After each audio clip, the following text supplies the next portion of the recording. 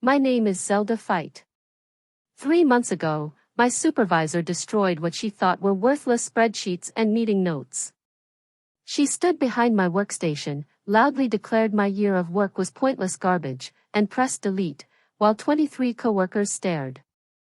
What she actually erased was the invisible foundation holding our company together.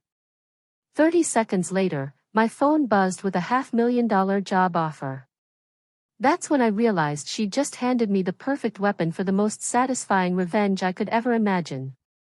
Before I reveal exactly how watching her panic became the highlight of my professional life, could you please hit like and subscribe?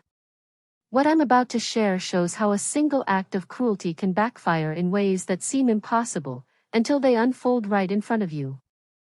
I promise, you need every detail of how this all came together. Let me take you back, because revenge stories always start long before the actual revenge. 18 months ago, I joined Peton Analytics as a client relationship coordinator. The job seemed mundane: keep communication records, schedule follow-ups, track satisfaction metrics. What they didn't mention was that the company was hemorrhaging clients, and my predecessor lasted just 4 months before quitting. My supervisor, Quinla Brexworth, treated my role like corporate fluff, sending invoices, delivering services, collecting payments. Personal connection? She dismissed it as a waste. But I saw something different. Within weeks of reviewing client files, I noticed sterile logs with no warmth, no personality, and no indication that anyone cared who was behind the payments. So I did something radical. I started treating clients like real people. When Vernon Hutchcraft mentioned his golden retriever's hip issues on a routine call, I followed up 2 weeks later.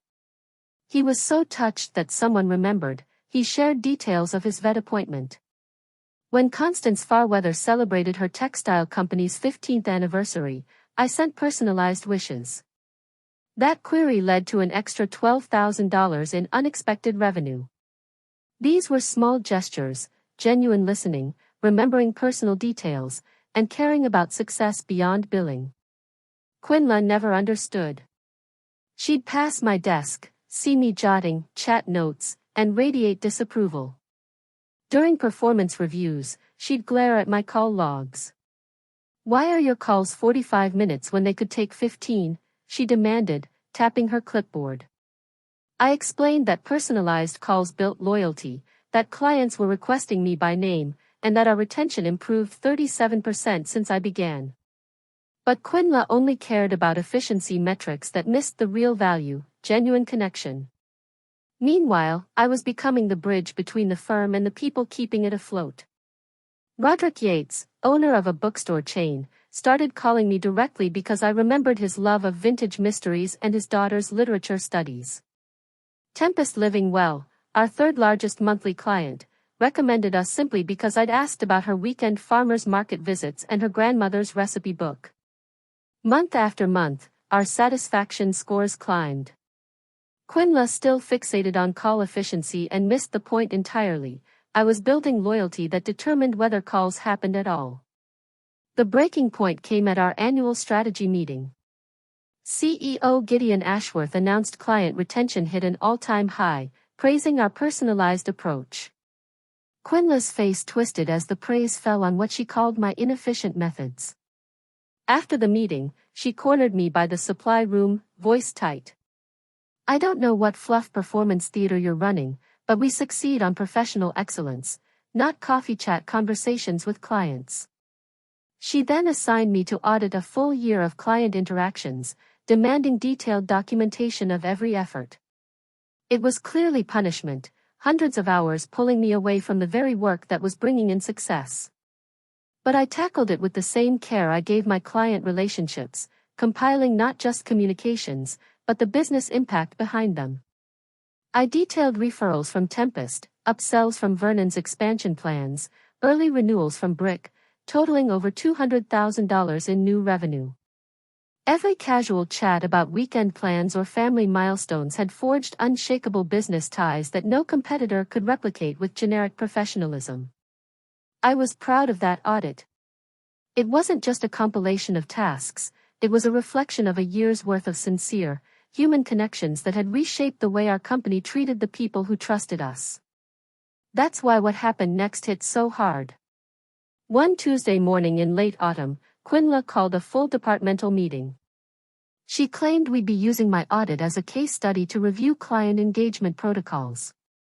I assumed she had finally recognized the value of relationship-based service and was ready to showcase the results. I was wrong. She directed me to project my audit on the main screen, with everyone watching, then proceeded to pick it apart, line by line. Every personal note I'd written, every thoughtful gesture, every effort I'd made to connect with clients, she twisted into an example of what not to do. This is the exact kind of inefficiency that weakens our standards, she said, her voice cool and detached, scrolling through months of careful work. Talking about pets, weekend plans, and family milestones has no place in a professional exchange, she continued. These documents demonstrate a complete failure to uphold proper boundaries. My face burned as I sat in silence, 23 coworkers looking on while she dismantled what I considered the most meaningful work of my career. But then, she took it one step further. She pulled up the file containing the entire audit database, dozens of pages of notes, interactions, and relational context that had directly contributed to client loyalty and revenue growth, and hovered over the delete button. This methodology is outdated and unproductive, she declared. As of today, we are returning to clean, professional client communication. No more unnecessary personal dialogue. And with that, she clicked. Just like that, 53 pages of detailed, relationship-driven insights vanished from the screen. Gone. Months of work, gone in one click. The room went still. No one spoke as the weight of what had just happened settled in. Quinla stood proudly, assuming I would sit there and accept the professional gut punch. But she made a critical mistake. She may have erased the documentation, but she hadn't destroyed the actual relationships I'd built. The clients I served didn't need a file to remind them who treated them with care and attention. They remembered, and some of them, it turns out, had been paying more attention than anyone realized. My phone buzzed before she finished her speech about new standards. The caller ID flashed, Marlowe Partners. A consulting firm formed recently by 3 respected ex-colleagues. I stepped out of the room, hands trembling. Zelda, said the voice on the other end. We've been watching what's going on at Peton, and we'd like to talk. What followed changed everything. Marlowe Partners had been monitoring Peton's improving client retention rates and understood exactly where the growth was coming from. They'd been planning to approach me for months, but the moment they heard my work had been deleted in front of the department, they knew it was time. We're offering you $500,000 a year to join us, they said. Equity, full autonomy over strategy, and the opportunity to shape our relationship philosophy from the ground up. We believe personalized connection is the future of consulting. We want you to lead that vision. The money was incredible, more than double my salary. But it wasn't the money that struck me. It was what came next. We know you won't bring proprietary information, they added. That's not what this is about. But we also understand something Peton seems to have forgotten: loyalty and trust aren't built through files. They're built through people. And if those clients choose to follow you based on the relationships you've nurtured, that's their decision. They didn't need me to recruit. They simply knew what would happen next. When I stepped back into the conference room, Quinla was still talking, laying out her new policies while the room remained tense and quiet. The screen was blank where my audit had once been. She noticed me returning. Do you have any questions about our updated client protocol? She asked, attempting to re-establish control. I looked around the room, at my colleagues, at the empty screen, at the woman who had just destroyed my work, and replied, calmly, actually, I have something to announce. What happened next would become the most satisfying moment of my professional life. And the irony? It was all orchestrated by Quinla herself. She had set the dominoes in motion with her own petty actions. I hadn't schemed. I hadn't plotted revenge. I simply allowed natural consequences to unfold. By deleting that audit, she erased the very thing keeping our clients loyal. She didn't destroy inefficiency, she dismantled the structure holding everything together. And in doing so, she handed me the perfect exit, and the perfect retribution. I'm resigning from Peton Analytics effective immediately, I said. My voice was steady. I'll be joining Marlowe Partners as Director of Client Relations. The room went silent again, deeper than before. You could hear the faint hum of the HVAC system and someone's pen tapping nervously against a notebook. Quinla's smugness drained from her face, replaced first by surprise, then by something approaching fear. You can't just walk out mid-meeting, she sputtered. There are procedures, notice periods, protocols. I lifted my phone, displaying the signed offer letter. My contract allows immediate resignation in cases of professional misconduct or hostile work environments. Having my work publicly destroyed, in front of the team, meets both criteria. Gideon Ashworth, our CEO, had been standing in the back silently. He stepped forward. Perhaps we should have this conversation privately before you make any hasty decisions, he said, clearly trying to contain the fallout. But I was done with private conversations. She chose to humiliate me in public, I said. She can live with the consequences in public, too. I gathered my personal items, calm, focused. My decision is final. I'll file my paperwork within the hour. As I walked out of the room, I could feel every gaze following me. Some shocked. Some impressed. A few, maybe, questioning what they were still doing there. Behind me, Quinla called after me. Her voice higher, thinner now. You're making a huge mistake. But I knew better. The only mistake would have been staying. Marlowe Partners is just a startup with no proven history, Quinla called after me. You're giving up stability for some misguided idea that personal rapport matters more than professional procedure. I stopped at the doorway, met her gaze, and said, time will tell which approach holds more value. Within a day, I had cleared out my workspace, completed all formal exit steps, and officially joined Marlowe Partners. Their office was modest compared to Peton's, but it buzzed with ambition and the thrill of building something meaningful. More importantly, I was now surrounded by people who believed, as I did, that relationships rooted in sincerity and connection were the future of business consulting, not rigid systems and templated messaging. But the true confirmation of my choice came quickly, as the natural results of Quinla's actions began unfolding, swiftly and without any interference from me. I hadn't contacted a single Peton client. No cold calls, no outreach. I merely updated my professional networks to reflect my new position and carried on being the same thoughtful, present consultant clients had come to trust. The first call came Thursday morning, just 3 days into my new role. Vernon Hutchcraft, the manufacturing CEO whose golden retriever I used to ask about, dialed my new number directly. Zelda, he said warmly, I heard you've joined a new firm. I want to hear what you're offering. We spent over an hour discussing his company's growth plans and how his dog was doing after surgery. Before hanging up, he had scheduled a full strategy session with Marlowe Partners. Later that same afternoon, Constance Farweather, owner of a long-standing textile firm, reached out. She had remembered how I celebrated her company's milestone anniversary and wanted to discuss her latest project needs. I've worked with consultants for over a decade, she told me, and you're the first who made me feel like my business mattered beyond the fees. If you're offering that same level of care now, I want in. By the end of my first week, 6 former Peton clients had contacted me, without solicitation, because they preferred working with someone who genuinely valued them as people, not just as accounts. Back at Peton Analytics, word spread quickly that Quinla was realizing the full impact of what she had done when she erased my client notes. Through colleagues and industry contacts, I heard how she was growing increasingly frantic.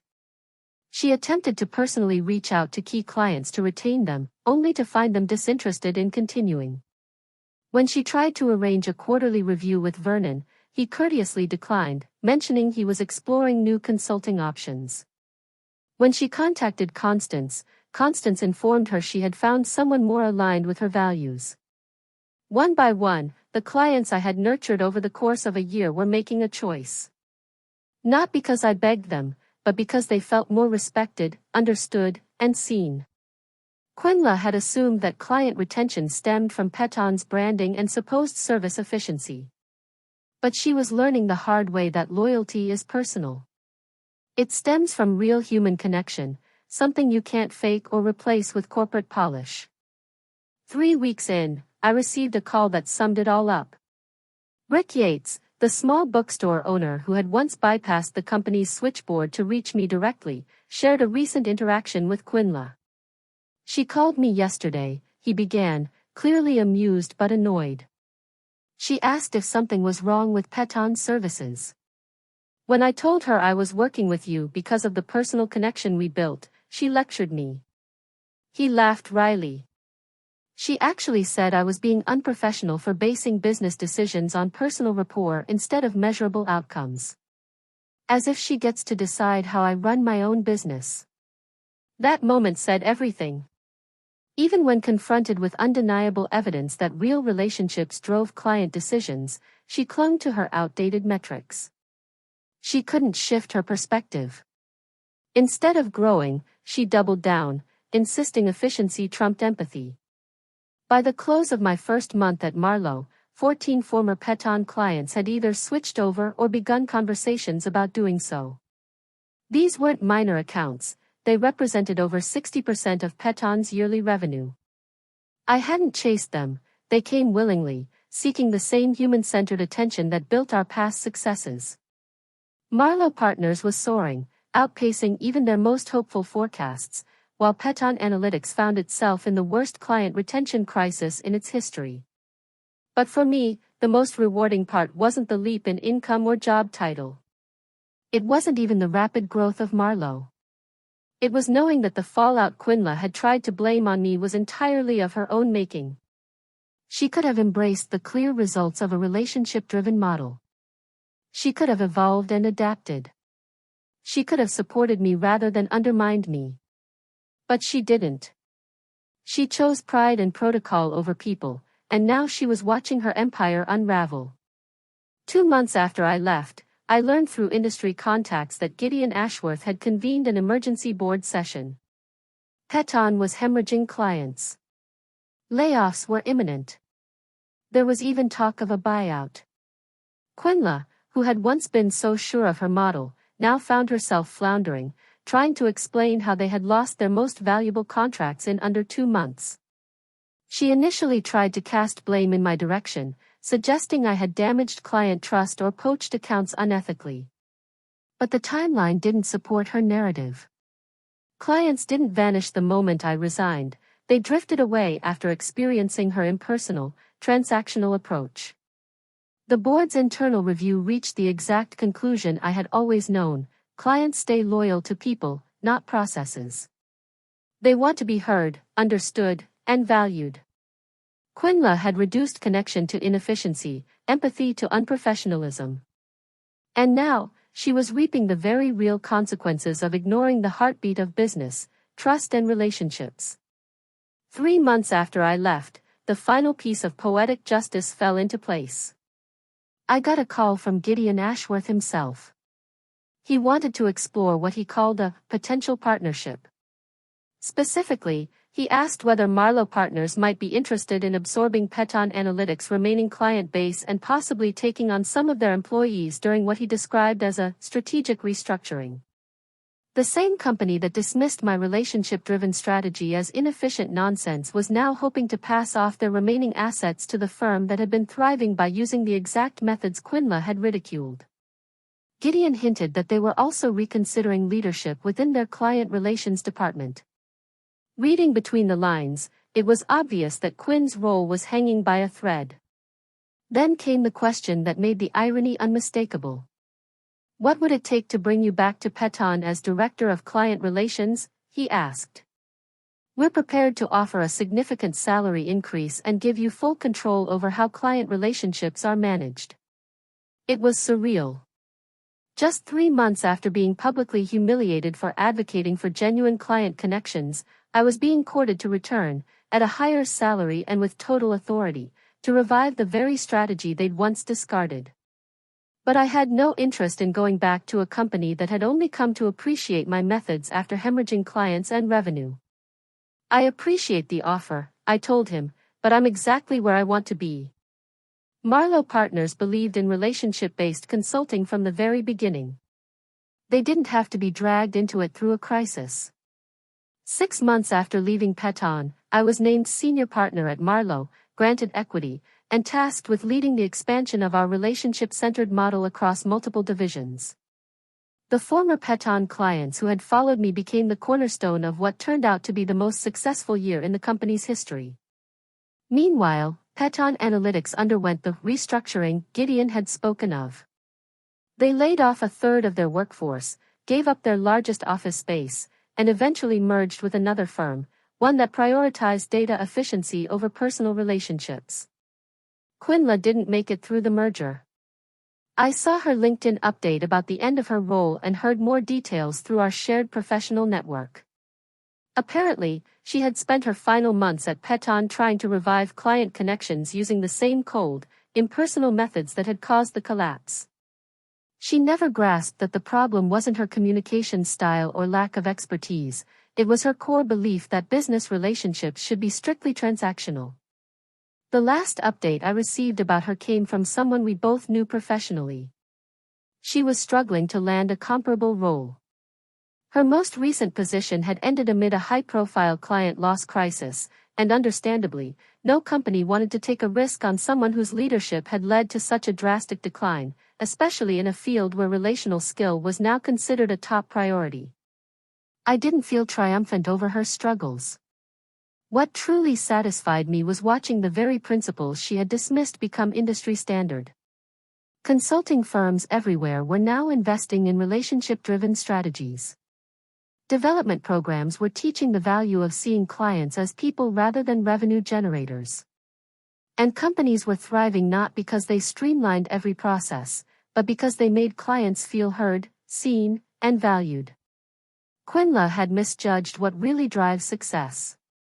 She believed professionalism meant cutting out emotional nuance. But clients don't choose partners based on who responds fastest, they choose based on trust, care, and connection. She didn't fail because someone sabotaged her.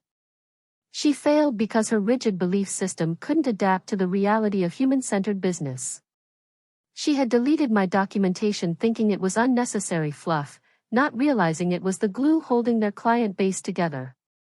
2 years have passed since that day she erased my audit files in front of nearly 24 coworkers. Today, I oversee client relations for one of the fastest-growing consulting firms in the region. Our rise is entirely rooted in the philosophy that she dismissed, that clients thrive when they are genuinely valued, personally understood, and emotionally invested in by the professionals they work with. Every day, I talk to people who appreciate that I remember their birthdays, check in about their families, and support their businesses not just with analytics, but with heart. And every day, I'm reminded that the most powerful form of revenge isn't sabotage or retaliation. It's living a life that proves your critics wrong. When Quinla deleted my client notes, she thought she was erasing inefficiencies. In reality, she destroyed the very foundation of her company's stability. Sometimes, the most satisfying revenge is simply standing aside and watching someone unravel their own legacy while you build something better from the ground up. If you've ever had your contributions dismissed by someone who didn't understand their value, I'd love to hear your story in the comments. Sharing these experiences can be healing, and sometimes, the best way to deal with professional betrayal is to connect with others who've walked the same path. And if you enjoyed this story about how someone else's poor judgment wrote their own downfall, be sure to like and subscribe for more stories where karma doesn't need help, just time.